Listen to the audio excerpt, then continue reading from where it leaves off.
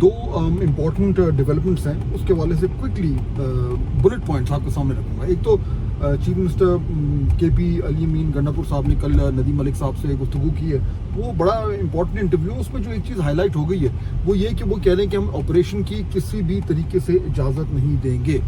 اور یہ والا جو پوائنٹ ہے اس سے یہ تشریح کی جا رہی ہے کہ اب پاکستان تحریک انصاف جو ہے وہ کھل کر جو ہے وہ اپوزیشن میں آ گئی ہے، اس جو بھی دہشت گردی کے خلاف اب جو کچھ ہونے جا رہا ہے۔ جو انٹرویو ہے اگر آپ اس کو صحیح طریقے سے سنیں تو میرے خیال میں اس کی جو میرے خیال میں علی امین گنڈا پور صاحب نے کوئی بہت بڑی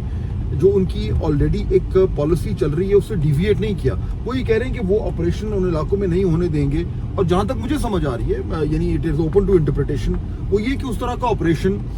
جس طرح کا ماضی میں ہوا تھا، سوات میں ہوا تھا یا ساؤتھ وزیرستان یا نارتھ وزیرستان میں ہوا تھا، جہاں پہ بڑی میسو لیول پر جو ہے وہ پاپولیشن کی ڈسپلیسمنٹ ہوئی تھی،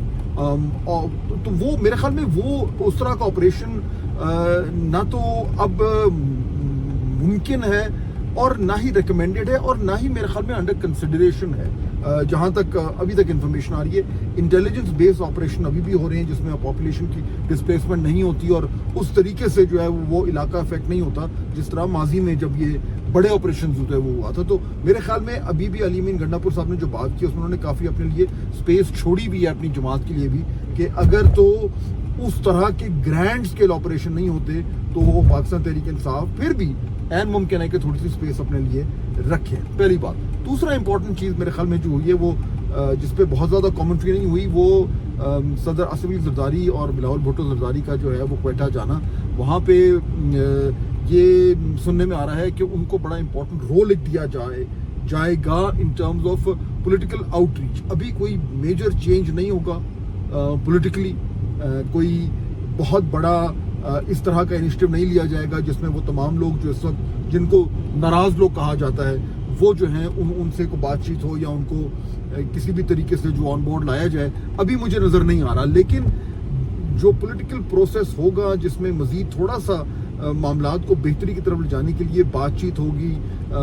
یا ڈیپر انگیجمنٹ ہوگی، وہ اس میں آصف علی زرداری صاحب اور پاکستان پیپلز پارٹی کا رول جو ہے وہ مجھے پی ایم ایل این سے زیادہ نظر آ رہا ہے۔ ایک تو ان کے چیف منسٹر بھی پیپلز پارٹی کے ہیں اور دوسرا آصف علی زرداری صاحب کا خود بھی جو ہے اس حوالے سے ظاہر بات ہے ان کی جو ایک کی پولیٹیکل اسکل سیٹ ہے وہ اس کو میچ کرتی ہے اس طرح کے کاموں کو، تو مجھے لگ رہا ہے کہ ان کا رول آنے والے دنوں میں سیاسی طور پر جو ہے وہ بلوچستان میں اور زیادہ امپورٹنٹ ہو جائے گا۔